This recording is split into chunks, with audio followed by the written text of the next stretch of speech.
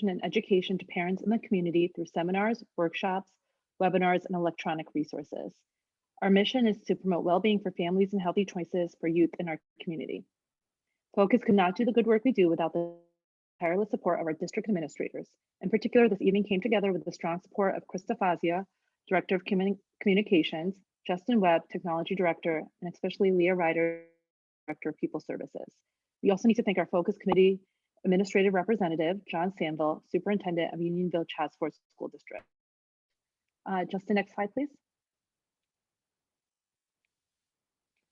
Before we begin, just a brief review of some Zoom logistics. We will be recording this presentation so it can be viewed after tonight for those both currently participating and others who could not actively attend. The recording will be made available on the Focus website and the district's Wellness Council site as well.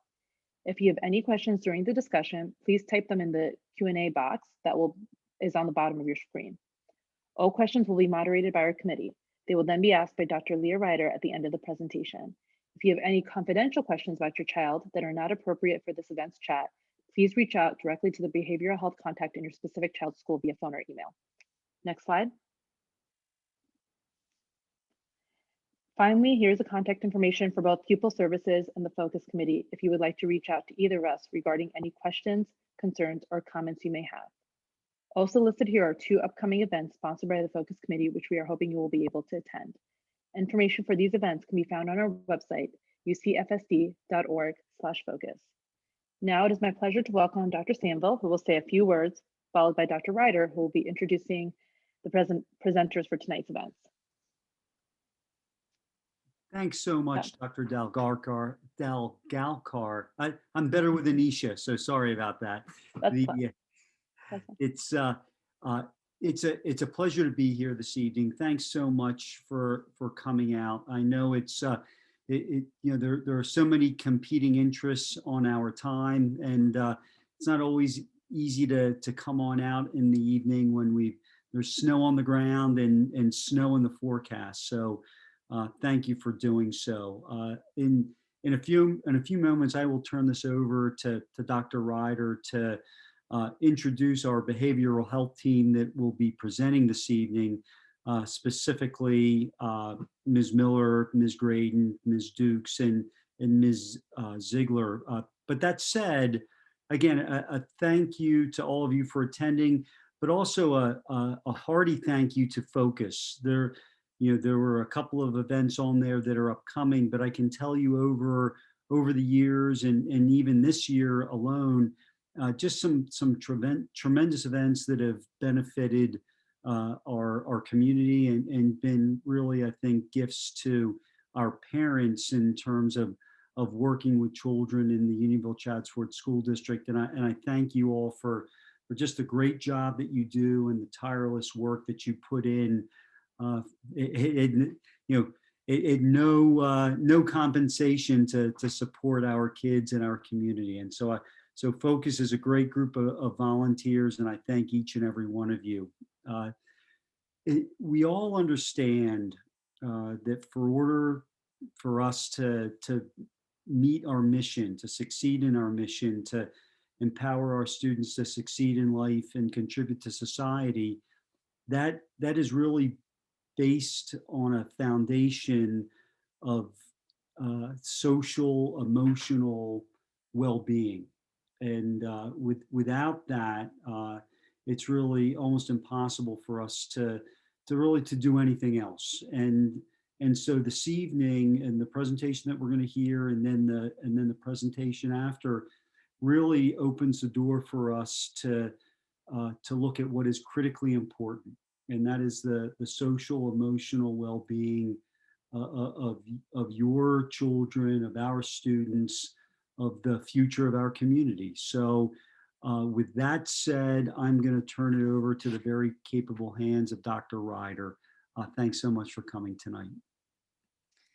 Thanks, Dr. Sandville. I want to reiterate some of the kind words that were shared about our Focus Committee. We are very lucky to have such a group here in Unionville, and we are very interested in the presentation that's coming forward tonight from our behavioral health team. Before we get into the presentation, I do just want to thank a few other folks that helped behind the scenes. One very important person is Lou Leopold, who works in our district office in the Office of the Assistant Superintendent. She spent a tremendous amount of time and energy preparing the data and organizing it for tonight's presentation. So Lou, thanks for all your hard work. And without further ado, we're going to jump into the presentation. So Justin, next slide. Tonight, we have 4 outstanding members of our behavioral health team. Our behavioral health team in the Unionville-Chadds Ford School District is composed of a variety of folks. We have our school psychologists, our school social workers, our school counselors, and also our school nurses. Tonight, we have 4 capable representatives from our secondary team. We have Maureen Dukes, who's our school psychologist at our middle school, and we have Bree Ziegler, also from the middle school. She's our school social worker. From our high school team, we have Sarah Graydon, one of our school social workers, and Colleen Miller, one of our school counselors. These ladies will be presenting a lot of information tonight. We're going to allow them to go through the presentation, and then we'll be taking some questions at the end. If at any point in time you have something come across your mind, you can feel free to reach out to us directly after the meeting, or whenever you have a chance to review the data. We'd love to have your feedback. I also just wanted to let everyone know that our Social Emotional Learning Committee and our Wellness Council are currently in the midst of creating subcommittees to dig even deeper into this information. I also wanted to note a few folks in our audience. I know John Nolan, our Assistant Superintendent, is in the audience, along with several of our board members, including, I believe I saw Dr. Tori Barada and Ms. Erin Talbert. And if I missed anyone, the participant list keeps growing. So appreciate everyone coming out tonight, and also appreciate everyone from Focus and my team moderating behind the scenes. And with that, I'm going to hand it off to the behavioral health team.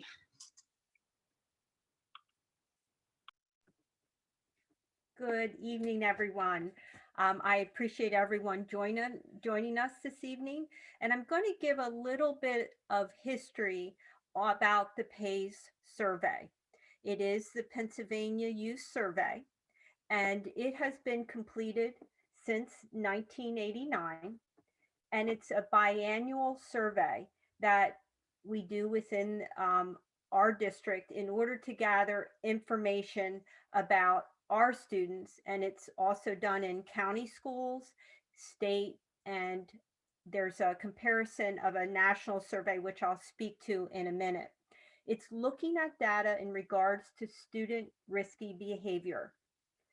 It's done in the fall on the odd years and surveying grades 6th, 8th, 10, and 12th. With our most recent survey was completed in 2019. Data comparing our students with other students in the county, the state, and a national survey that I referred to that you're going to see some of the data points. It's called Monitoring the Future, and it's noted in the bar graphs as MTF, and you'll see those in a minute. So we're providing important data points regarding the use of student alcohol, tobacco, and drug use, along with those risky behaviors that come with that. We're also looking at factors regarding risk and prevention so that we can take a strength-based approach to do some behavioral changes so that we can utilize positive growth. The survey is completed this year. The survey is completed in the school setting, and this year 280,000 surveys were completed among 1,135 schools responding in the last survey. We can go ahead and move to the next slide. So this is how the data is presented. You'll see that there are bar graphs, and it's a comparison within our district, the county, Pennsylvania, and there you'll see Monitoring the Future, which is a national type of survey that's completed. And in this slide, we're looking at 30-day use. So this is a glimpse of what the survey considers as student recent activity, the 30-day use. So you can see our 6th graders are reporting lower uses of alcohol than in the county and in Pennsylvania. The Monitoring the Future survey does not include 6th graders. When we look at our 8th graders, you see that our usage is higher than what other students are reporting in the county, Pennsylvania, and nationally. 10th grade, our students are reporting lower than all 3 of the other data points. And in 12th grade, our students are reporting higher usage than all the other 3 data points. So the important thing to keep in mind is that data that's a single year is a data point, and it's something important to consider. However, what we want to look at as far as programming and interventions is a trend. And if we can look at the next slide. Here is the data that's compiled from 2013, 15, 17, and 19. Based on the alcohol use in the past 30 days. So our 6th graders in 2013, our 6th graders in 2015, our 6th graders in 2017, and our 6th graders in 2019. So you can see that there's a little bit of a trend up, and then in 2019, there's a drop.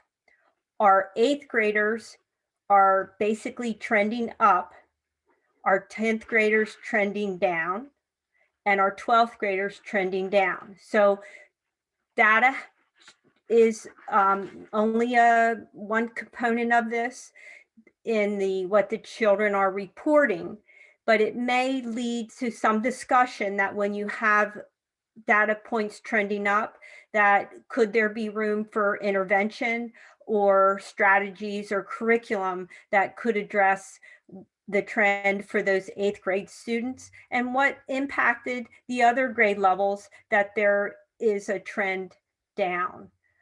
So that's the 2013 through 2019 information. If we could move on to the next slide. This is from this year, and this is binge drinking. So binge drinking is considered 5 or more alcoholic drinks in a row in the past 2 weeks. So again, this is from the 2019 survey. For our 6th graders, the Monitoring the Future data does not, again, survey 6th graders. So you can see where our usage for our 6th graders is lower than the county and Pennsylvania. It's lower than in 8th grade, 10th grade, and then in 12th grade, it's a bit higher. So those are the trends that's the data points for this year. And we can go to the next slide. And here you see the trend again. There you have the 2013, 15, 17, and 19 comparisons, trying to look and see what are some of the trends. There's the 2013 6th graders from the 2019 6th graders, relatively same. There's a little bit of a bump in 2017, but nothing remarkable. And again, you have your 8th graders who were higher, trending down, 10th graders, inconsistent, and your 12th graders are trending down. So we are doing good things. There's a lot of interventions going on, and it seems as though our binge drinking is something that we certainly want to keep an eye on, but it looks as though our numbers are moving in the right direction. Next slide.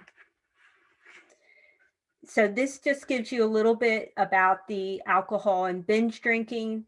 It is the most commonly used drug in our community, and it has the highest rates of early initiation.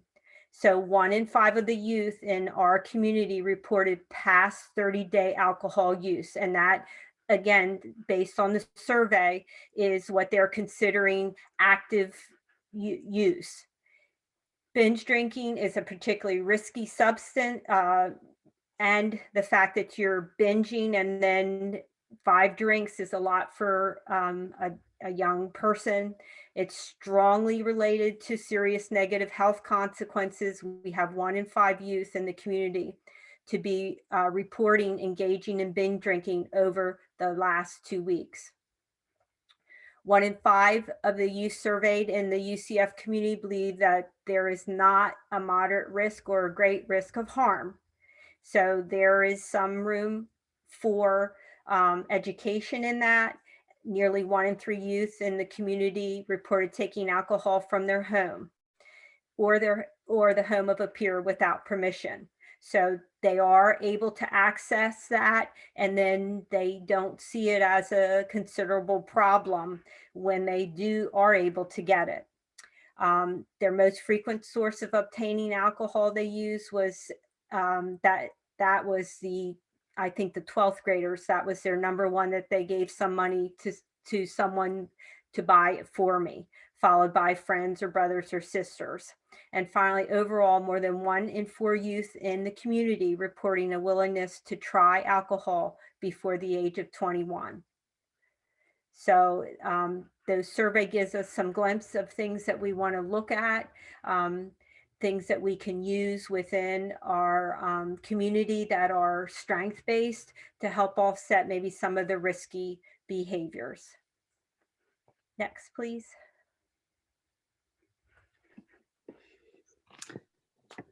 So now we're moving on to discussing the survey questions regarding marijuana. The questions were phrased about use within the past 30 days. And so as you can see here from the slide, comparing the UCF community with the county and the state and the national levels, our rates as a school district community are consistently lower in each grade, except among 12th graders, where it's about the same or slightly higher than the county. Actually, it's a little lower than the county, but slightly higher than the state and the national rate. Next slide, please. And then for the past 30 days within our community, it shows that the rates of use during the last 30 days went up among 8th graders from 2017 and either stayed almost the same or went down among 10th and 12th graders. Next slide. So, sorry. On this slide, it says after alcohol, marijuana is the most commonly used drug by youth in Unionville, Chadds Ford. And less than half of our kids actually believe that there's a moderate or even great risk of harm to trying marijuana. And a third of our kids don't disapprove of regular marijuana use among peers, which means there's really no stigma associated with use. This could be correlated with the current legalization trend of medical and recreational marijuana for adults. I do hear some students sometimes saying, how can we say it should be legal for adults and bad for kids? But a good way to discuss that is with kids is to frame it like abusing prescription medications. Students at Unionville Chadds Ford aren't old enough to be prescribed marijuana or try legal recreational marijuana. And any use is really abuse or misuse. And marijuana affects young bodies and brains differently than adults, as you can see in the next slide. Thank you. Marijuana is not the same as it was in the 90s. The THC content is stronger, and there are studies that show that up to half of daily users can become addicted. Research also shows that regular use in teens can contribute to permanently losing an average of 8 IQ points by mid-adulthood. So it really shows that marijuana is especially harmful for the developing brain. High doses can cause psychosis or panic. This can most often occur when teens ingest edible marijuana because the concentration can be much higher than what's expected. I just want everyone also to please be aware that if students are found violating the district's drug and alcohol policy, then students are enrolled in our Second Chances drug and alcohol education program, which means that students will meet with one of the school social workers for several meetings to screen students for substance abuse and behavioral risk factors, educate students on risk factors, decision-making, and adaptive coping skills, and provide resources for students to access additional support as needed. Next slide, please. Okay, so now we're moving on to vaping. Again, the UCF rates are significantly less than the county, and the state until about 12th grade, when UCF is only slightly lower. Next slide. And within the past, when they ask about our students about use in the past 30 days, you can see in 2019, UCF 8th grade use remained the same as 2017. And in 10th grade, the use is higher. And 12th grade, the use is lower than the 2017 rates. But it's important to note that still close to 30% of 12th graders reported vaping within the past 30 days. Next slide. Thanks.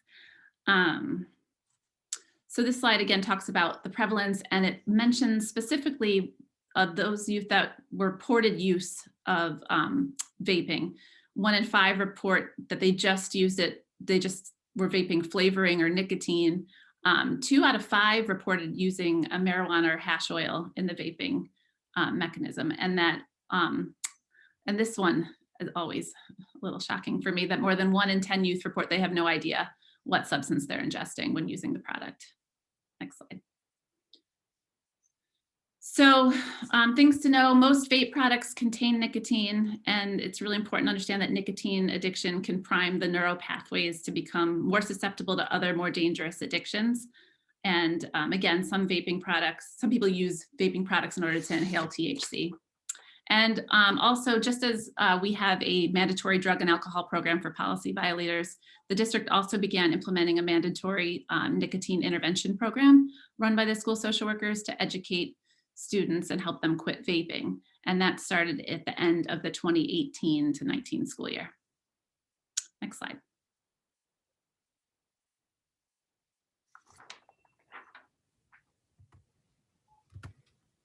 Good evening, everybody. I'm Colleen Miller. The next few slides I'm going to talk about are luckily areas where we do not have overarching concerns, but they're obviously areas we need to continue to monitor and continue to watch. So the next few slides, as you can see, when you're looking nationally, county, Pennsylvania, and UCF school district, you don't see a whole lot of large bars on any of those. But many of these substances that we are going to see in these next few slides are those that may possibly be present in your house because of a recent surgery, an illness of someone in the family. So that's why it's so important that we continue to be vigilant about that. So in this slide in particular, it's looking at narcotic use. So the popular narcotics that are specifically targeted here are those like Vicodin, Oxycontin, Percocet, and codeine. As you can see, the usage is pretty low. Next slide, please. And overall, the usage and the trend is pretty low across the board. It hasn't risen too significantly. It's probably highest in the 10th and 12th grade, but as you can see, it's pretty negligible there. Next slide. The next category are the tranquilizers. So these are those drugs like Ambien, Lunesta, which are usually prescription sleep aids, and also those like Valium and Xanax, which are more of those kind of quick acting tranquilizers. So once again, these aren't areas of particular concern at the moment, but obviously areas that we need to keep an eye on. Next slide, please. As you can see too, this is not a significant area of need at the moment, but it has been historically in the past an area that we have had some concerns. So we need to kind of stay vigilant. Next slide. Okay, this talks a little bit about the stimulants. So these are the common ones like Ritalin or Adderall. This maybe 15 years ago was something that was quite popular, particularly with the influx of diagnoses for ADHD and things along those lines. Once again, very, very low incidence for us. Next slide, please. And you know, the incidence does increase as you get to that 12th grade area, but the usage in 6th, 8th, 10th grade is pretty negligible. Next slide. Okay, so prescription drugs after alcohol, tobacco, and marijuana are typically the most abused substances. So we, want to definitely keep track of this. We also want to keep track of the fact that a lot of times the first usage is from a family member or a friend, someone that took it out of a medicine cabinet at home. someone that, you know, had them readily available.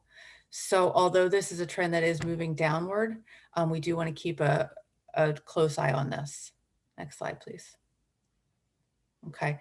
The next slide talks about heroin use. As you can see, the bars are almost non-existent there.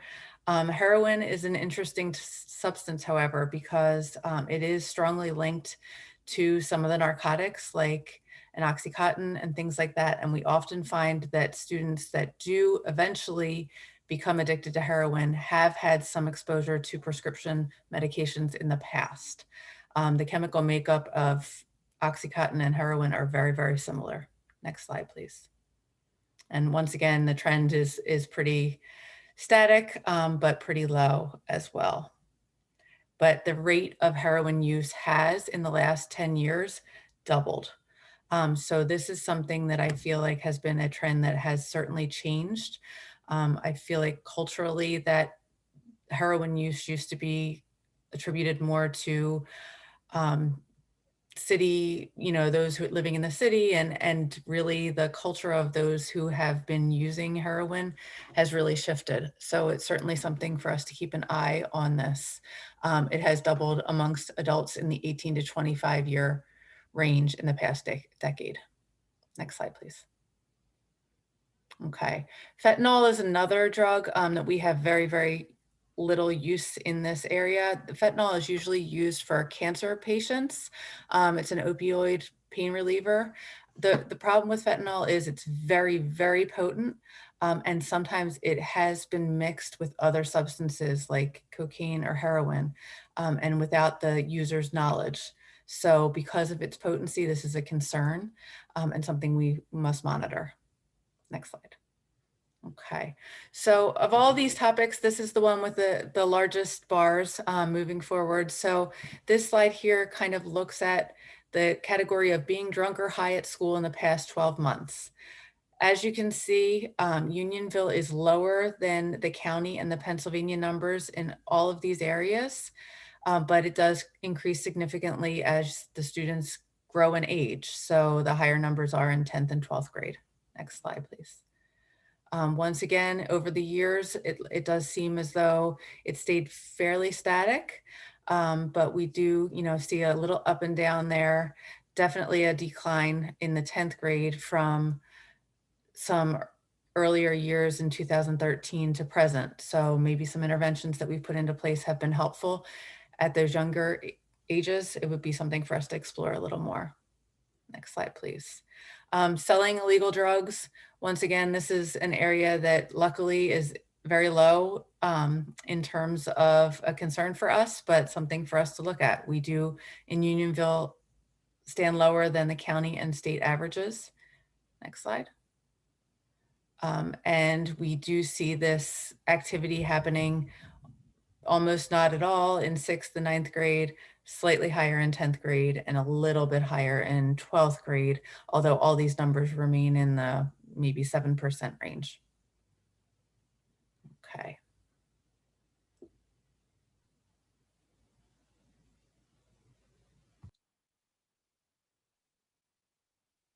All right. Oh, Colleen, I think you have to turn your camera off. All right. So I am going to talk about mental health concerns.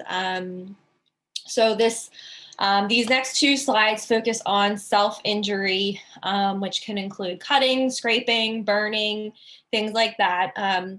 So as you can see, UCF is lower than the county and in Pennsylvania. And these next slides are really important because research shows that nearly 1 in 5 adolescents has a diagnosable mental health disorder, and nearly a third show signs of depression, such as irritability, withdrawing, changes in appetite or sleep. And mental health can really impact school performance, friendships, relationships, family, and can lead to suicide if untreated. Next slide. Thank you. So this really breaks it down by year for UCF. So all grades except 8th grade have seen trends of decreasing. Whereas in the previous slide, which we don't have to go back, but Pennsylvania and the county usually see increases starting in high school, whereas Unionville sees decreases. So this could possibly be due to the increased mental health interventions being done at the high school, decreased stigma as students become older and learn that it's safe and okay to talk about these things, and increased access to community supports. Next slide. So these next few slides are really looking at various mental health concerns really related to depression. And they're just different statements comparing, of how kids have felt in the last 12 months. So for this one, it's looking at the district's students of feeling depressed or sad most days in the past year. As you can see, UCF is lower than the Pennsylvania and the county data, and most general trends seem to rise in 8th and 12th grade. Next slide.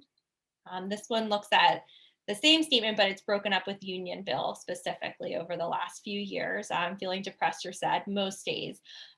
These numbers have pretty kind of no major decreases. I mean, 6th grade has gone down quite a bit, but they're all kind of in that same ballpark range. And again, much lower than Chester County and Pennsylvania. Next slide. This one looks at, sometimes I think life is not worth it. Again, Unionville has significantly lower data points than Pennsylvania and the county. Next slide. This looks at the same statement broken up within our Unionville community. We can see that for the most part, scores have either gone down or remained relatively similar. Next slide. At times, I think I am no good at all. Again, Unionville is lower than the county and Pennsylvania. Next slide. And again, this is looking at Unionville community. And one thing that with all of these statements that I noticed was general decreases in 6th and 10th grade over the years, and either slight or increases or no change in 8th and 12th. And this could potentially be due to upcoming transitions of feeling the pressure of going to high school, feeling the pressure of graduating and life after high school. And that can really contribute to increased stress and higher risk for mental health concerns. Next slide. The next slide, I'm inclined to think I'm a failure. Again, we're same trend, we're lower than Pennsylvania and Chester County. Next slide. And then again, this is the same statement looking at within our Unionville community. It is important to note, again, it's not a huge shift, but 12th grade has seen an increase in that, as well as 8th grade, which again goes back to what I had said, that 8th and 12th grade are showing slight increases, which could potentially be due to major transitions coming up. Next slide. So the next few questions are regarding questions related to suicide risk, increased suicide risk. So the first question asked how often they were if students were so sad that they stopped doing usual activities. And as you can see here, similar to other categories, the UCF community is a bit lower than the county and the state. And our rates have remained pretty consistent over the years. Thank you. And so the next slide shows that it's gone up this past year among 6th and 8th graders, as well as 12th graders. 10th grade, though, went a little bit lower. So I think that's interesting. The next slide is, have you ever considered suicides? This is the suicidal ideation question. Again, the UCF community is lower than the state and the county, but again, our rates have either remained consistent or gone up. And the next slide. So yeah, and so you can see here, again, like we're pretty consistent. I'm pointing at my screen. How do you like that? We're pretty consistent in 6th, 8th, 10th grade. 12th grade, again, went a little bit up. And this is the question about planned suicide. So this is, as you can see, it's getting more and more serious as the questions move on. And UCFSD is again lower and then next slide, please.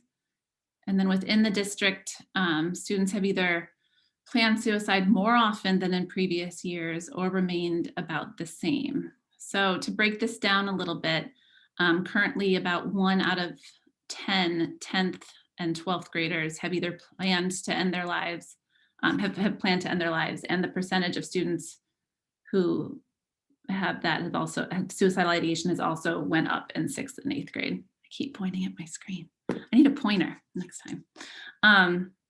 So this is the very serious question about have you ever attempted suicide in the past year? And these numbers, you know, they look really low, but really any answer to this is quite serious. And so to break this down a little bit, it says about 1 in 20 of our 12th grade students. Wait, sorry, this is among UCFSD and the county. Okay, so we're still lower. The good news is we're lower than our neighboring communities in the state. But if you can go to the next slide, thank you. This shows about our specific rates, and even though again it looks really small, it's 1 out of 20 of our 12th grade students report attempting suicide within the past year, and 1 in 25 of our 10th and 6th graders report attempting suicide in the past year. And I mean, I was thinking about it, that's like 1 student per classroom. And so, you know, that's a pretty serious number. And I just wanted to let you all know, and I don't know if we'll have time with the whole panel discussion later, to let you all know that last year we began training our staff and all the 9th grade students at the high school, and as well as parents who wanted to come on Qpr Training, which is an evidence-based suicide prevention program, question, persuade, refer.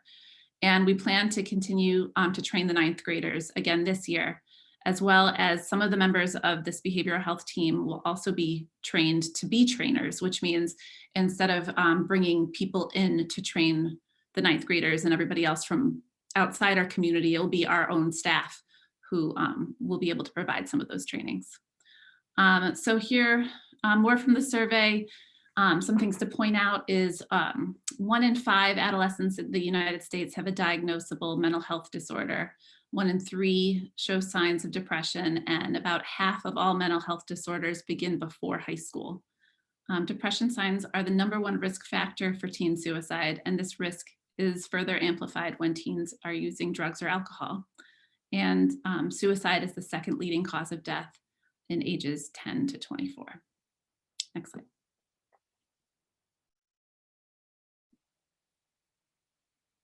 Okay, next slide. Okay, so this graph is looking at Unionville students' willingness to try selected substances, so alcohol, tobacco, and other drugs. And willingness really looks at what their openness is and what their interest level is. It does not reflect their current usage or past usage. So over the years, the trends have been that it's trending downward. The district is below the state average. Willingness does increase as students age. So as students go further up in high school, they become more willing and more open to trying any of these. However, our trends are decreasing overall. Next slide. So this graph or this chart looks at commitment to school. So this talks about students feeling appreciated, feeling invested, involved in the school, and feeling that their work is meaningful. So some important things to just note in looking at this, that overall it is trending downward in grade and year. This only shows a snapshot from the most recent one, but looking at data from years past, overall kids are reporting that they enjoy being in school. It does decrease in middle school, but then pops back up in high school. And possibly, I wonder if this is due just the increased course selection at the high school and being able to really, take courses that are more aligned with their interests. Typically, overall, commitment to school does increase more in high school, but for the most part, 2019 did see some decreases from 2017. But it is important to note that our district data is higher than the state averages. Next slide. This chart looks at bullying and internet safety. this is a really important topic to pay attention to because bullying can contribute to attendance issues, low self-esteem, lower academic performance, high rates of depression, and other mental health concerns. Overall, from 2017 to 2019, we are seeing decreases. This snapshot only looks at for 2019. There are higher rates of bullying occurring in the middle school, and students, it is trending downward that students are feeling adults are intervening. So those are just some important things to really be mindful of. Most bullying seems to occur on school property, but it is fairly low. It's not on this slide, but in the full PACE survey information, there's a little bit more information. Bullying is so what's increasing is students not really knowing why they're being bullied. So one of the questions is, if you're being bullied, why are other people bullying you? And it's trending up that kids don't really know why they're being bullied.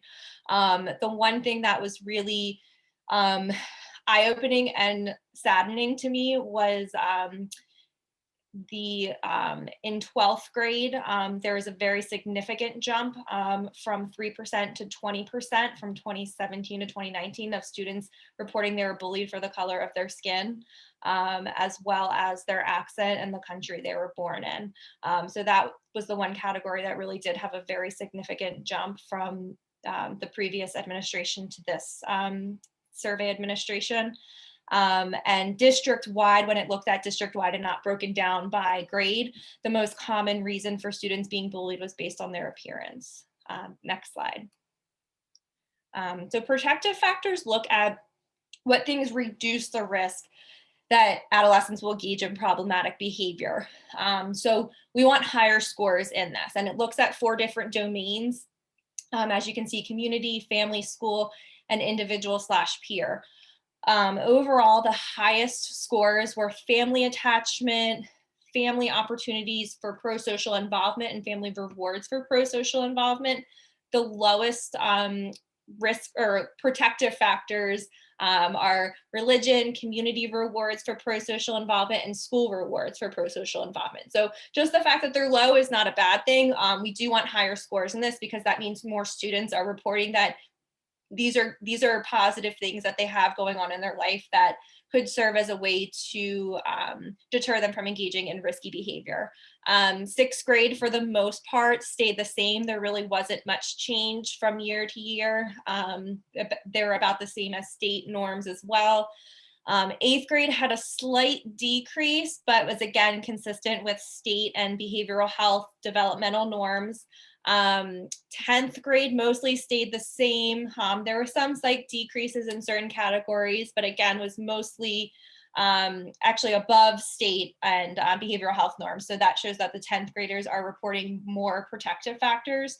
And 12th grade was the same. There really wasn't no change within the district, but we are having higher protective factors when compared to state and behavioral health, like developmental norms. Next slide.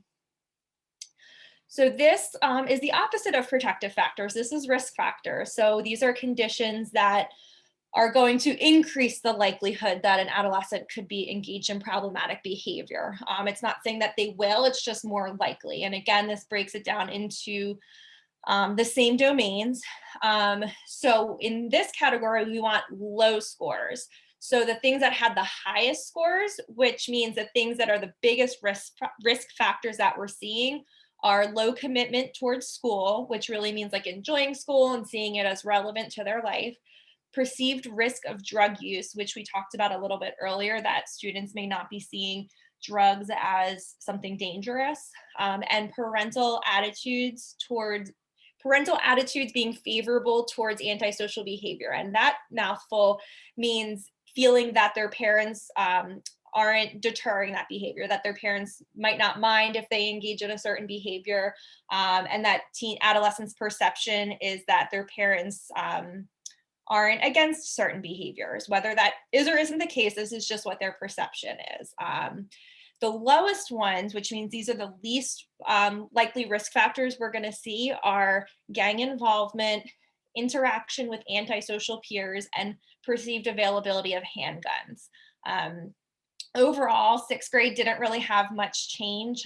The risk factors were lower than state and behavioral health norms, which is good. That's what we want. Eighth grade trended slight upwards in an increase in risk factors. The biggest jump was low commitment to school.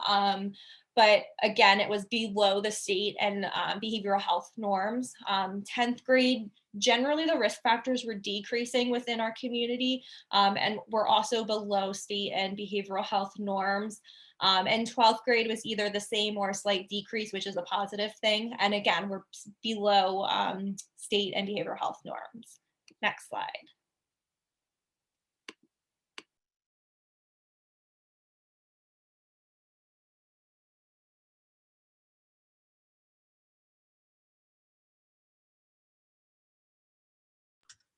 So I think that brings it back to me.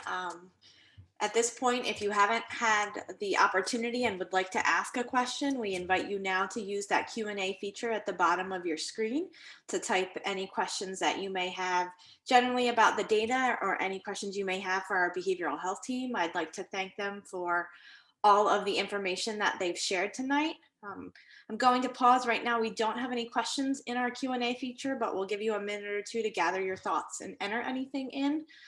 While we're waiting, I would again just like to thank Colleen and Sarah and Bree and Maureen for the fabulous job they did with this data. It is a lot of information to process. It's obviously things as a district are very committed to exploring the impact to our community and providing interventions and education as appropriate.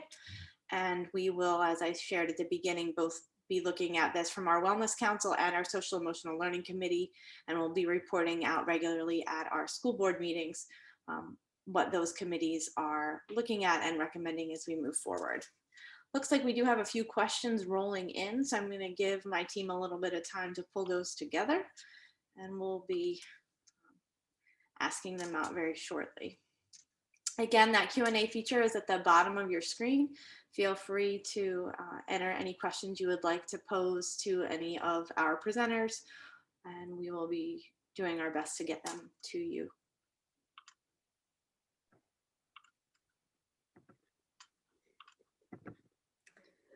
Leah, there was a question regarding COVID related stress, which I know we're all very, very aware of. Children, staff, parents, families. One thing that the middle school is getting ready to launch is the DESA. That's a survey rating scale that's being completed by the teachers with students in their advisory. It's a strength-based type of survey or rating scale, and it is to look at where children would need some skills to help them based on the strengths that they are utilizing. It's I know that the newsletter went out informing parents about that, but that is something that will definitely help us in the middle school guide those kinds of strategies to help with any kind of social emotional learning needs, but particularly things that maybe have risen due to COVID. Thanks, Maureen. Just to give a little bit more, the question was specifically, how will we be handling or dealing with COVID-19 stress and related challenges? As Maureen shared, the middle school is piloting the DESA. I don't know if any of the high school team would like to speak, but I'll jump in and then they can join me if they'd like. The high school has also developed a pretty robust online resource on their website. The counseling team regularly pushes out communications, as do many of our other behavioral health teams, with calming rooms and other strategies for parents and students and our community at large to access information. I believe we presented it at our Social Emotional Learning Committee, and we've also previewed it at some of our school board meetings, but there are resources from our behavioral health team on almost every school's website where you can certainly access things as a community. We're also obviously looking at our data. Last night, the school board had an opportunity to start digging into our updated achievement data, which includes information outside of PAYS that leads to social emotional learning as well as academic information and the impact that COVID-19 has had on that. And we are looking at interventions that we'll be providing. But I think one of the biggest interventions that we can have for our students related to COVID-19 is having our students in school. And we're continuing, as it is safe, to bring more of our students back into our buildings, and obviously partnering with our parents and our families if there are concerns, to certainly reach out to the members on this call, as well as to any of the members of the behavioral health or administrative teams in any of the buildings. For supports and services. We are here, we are listening, we are willing and able to support all of our students and parents. So let us know if you're seeing things. We also have, obviously, all of our staff members have been trained and are monitoring students for sort of the general risk factors that we know are potentially indicative of concerns, such as what we've seen in the data presented tonight. Looks like we've got a few more questions rolling in. The next question that I'm going to ask our team is, how will our schools use this data? I mentioned a little bit, but if someone else would like to chime in.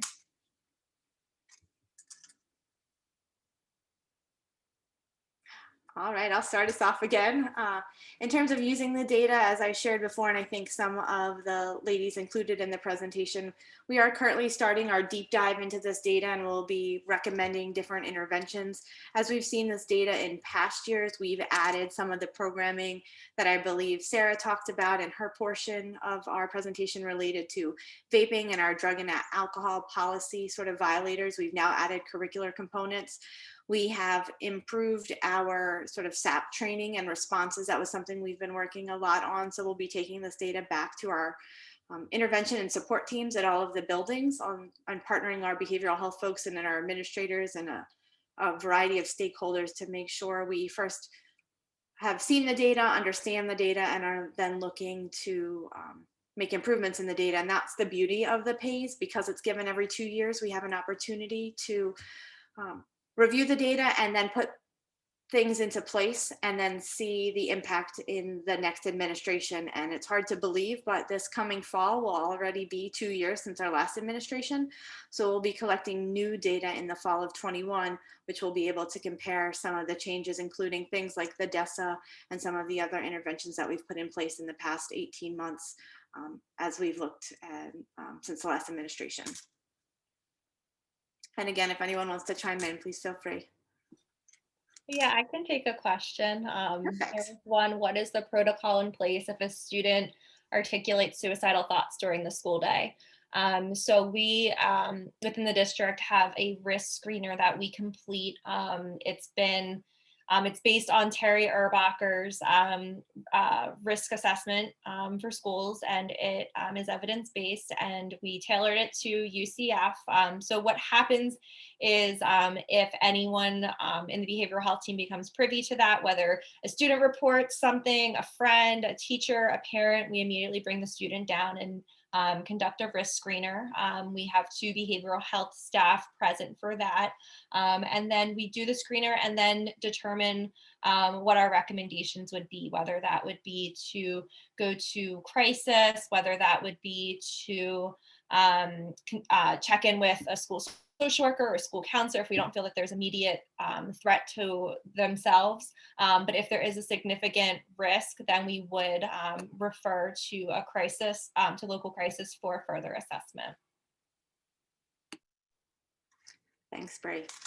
I see another question that's come in that asks, can students make anonymous reports? Would anyone like to take this question? I mean, I can answer that. I mean, I think we do have the Safe to Say Something, which is a statewide program where students can report anonymous tips on any concern that they have about another student or someone they know who might be a threat to themselves, involved in any kind of behavior that could be considered harmful. And immediately someone will be notified within our district and the correct channels will be taken, whether it needs to go to law enforcement or it goes directly to the family or to us, the behavioral health team, and then we can intervene at that time. Thanks, Sarah. And just to add a little bit more detail to that, that Safe to Say Something program is available 24/7, 365.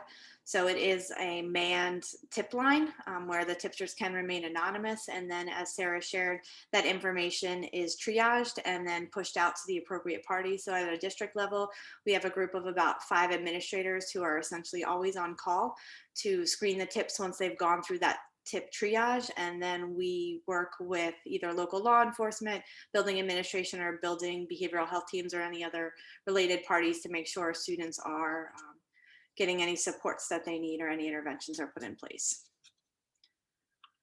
Looking at the next question. Oh, I'm go sorry, ahead. to add one more thing.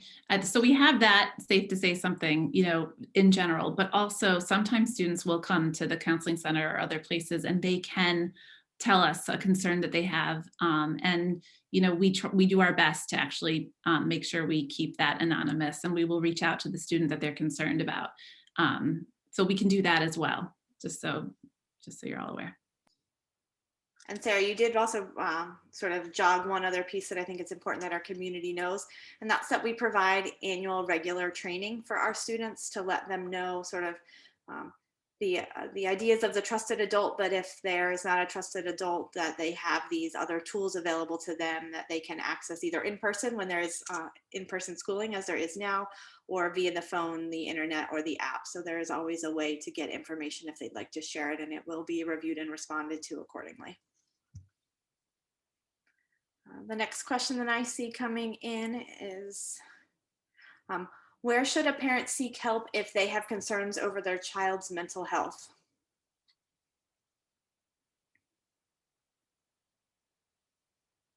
Maybe one of my behavioral health team ladies would like to start that answer. Absolutely, any of the staff. You can reach out to teachers who will help funnel that question and concern. Your primary contact at the middle school would be your child's counselor, but certainly if you feel comfortable letting a teacher know, that teacher will contact the counselor. So certainly please reach out to an adult that you feel knows your child and also that can help you navigate the process within the middle school. I would agree at the high school level. The school counselor is usually a good starting point. So if there's ever any concerns, please feel free to reach out to your school counselor, and we can either take the situation on or refer further if need be.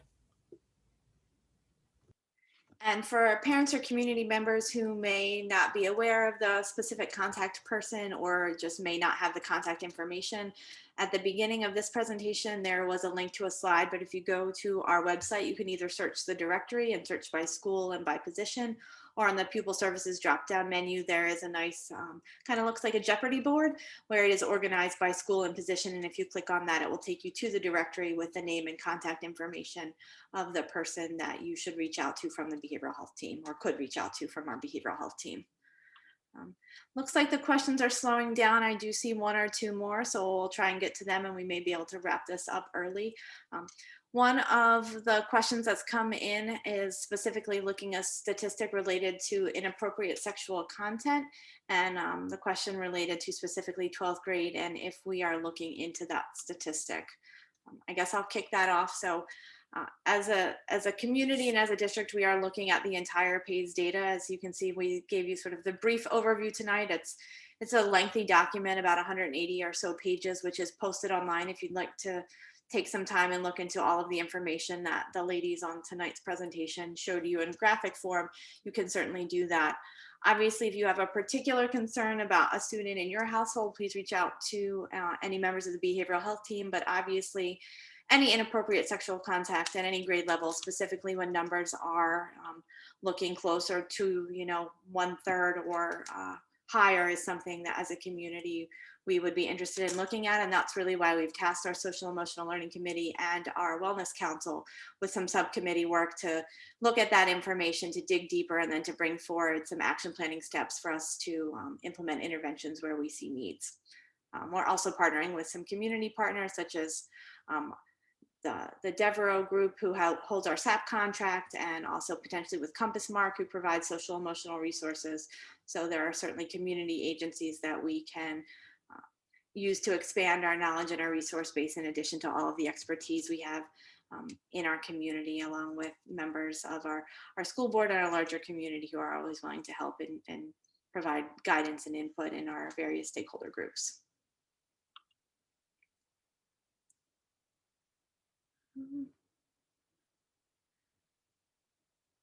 I am looking for any questions, if my moderators can tell me if there's anything more that I need to address. All right, looks like there's a few more here. So one of the questions that I see coming in is there any reason to think that the Unionville-Chadds Ford students would respond to PACE questions differently than other districts in the county and the state? And I might surmise that this question is related to that much of our data, as we shared tonight, is in comparison lower than potentially the county or the state. So I don't know if anyone has any thoughts about if there's any reason to think our students would respond differently. I mean, I'll pause.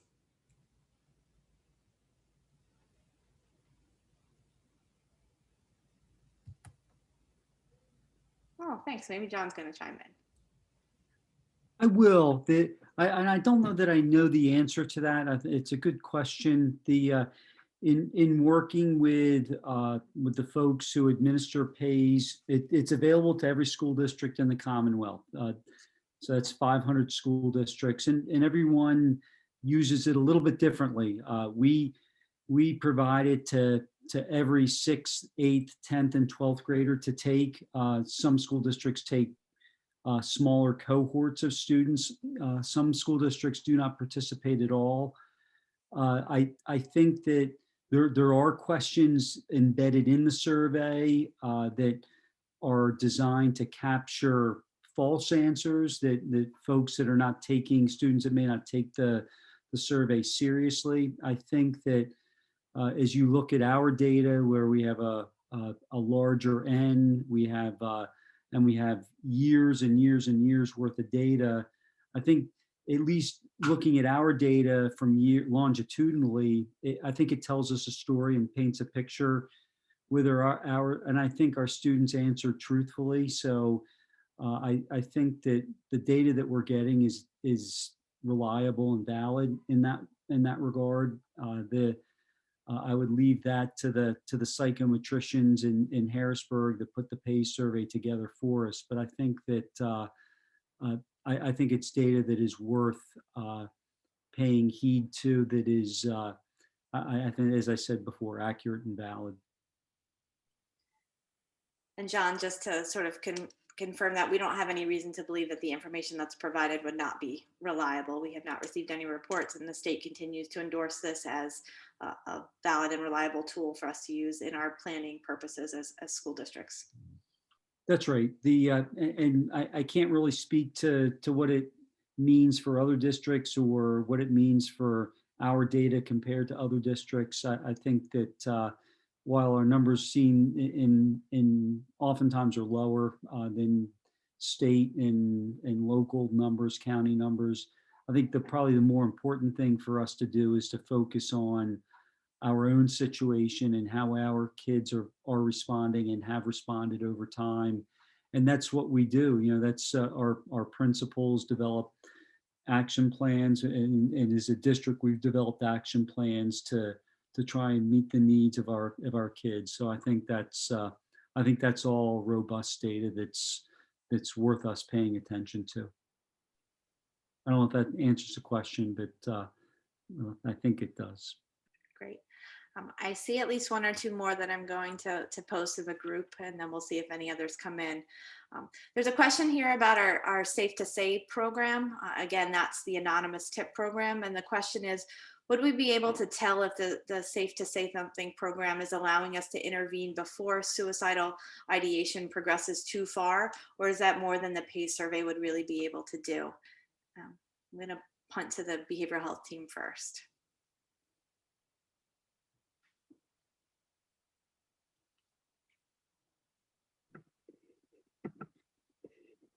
Can you repeat that? I'm trying to understand the Yeah, I question. was going to ask the same thing. Sorry, I'll try again. It seems like the questioner is asking if our safe to say numbers, if that's a worthwhile intervention, would the survey be nuanced enough to pick that up? So I think you can parse that out a little bit. Are we seeing the value in the safe to say something program? And then would we see the PAYS data potentially impacted when the implementation of Safe to Say? As a reminder, the Safe to Say Something program is a rather new addition to the tool bag, so to speak. So just wondering if we're seeing an impact in our data, and then just the value from the program at large, if anyone can comment on that.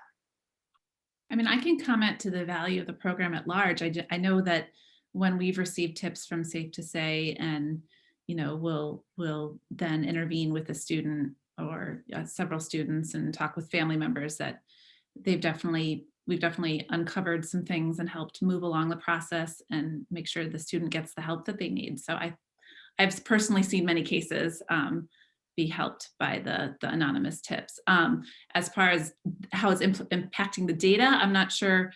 We haven't had enough time to see it yet, so maybe we will in the future. I think this was done in the fall of 2019, and I'm pretty sure that didn't give enough time for the Safe to Say to show up in this data.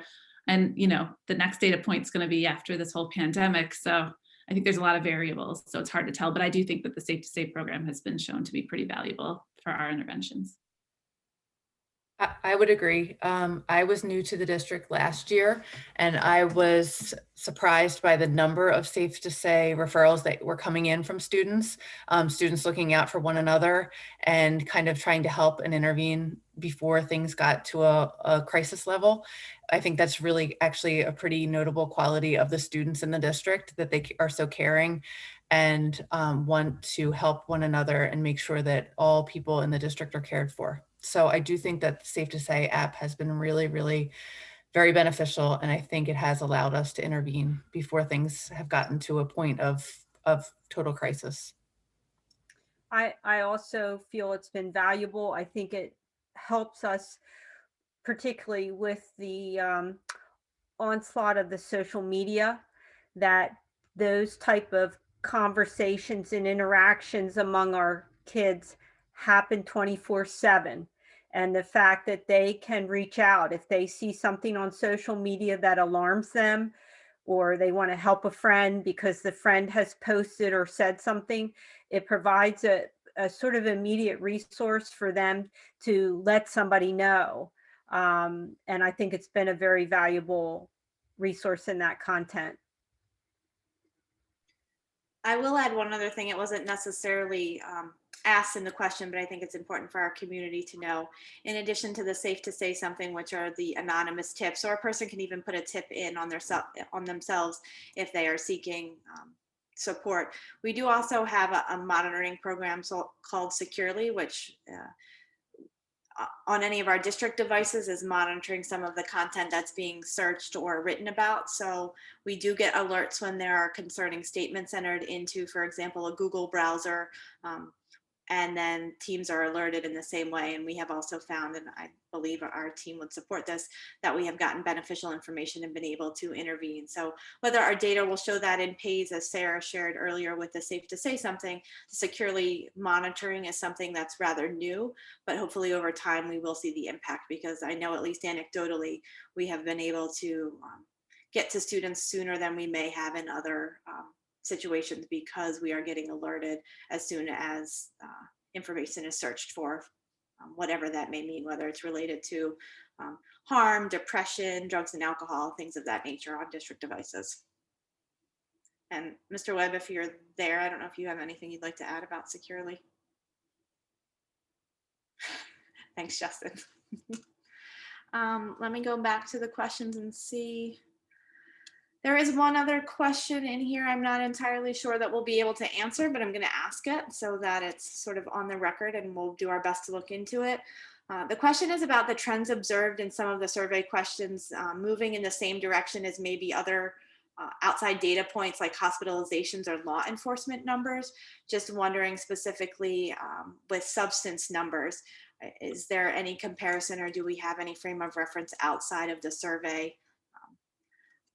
I can speak from a district level. I'm not aware that we have anything in particular from law enforcement or from outside resources, but I know many of the members on this call are often going to trainings and bringing back information. They're often emailing it out to their administrators or the other members of their teams as that data becomes available.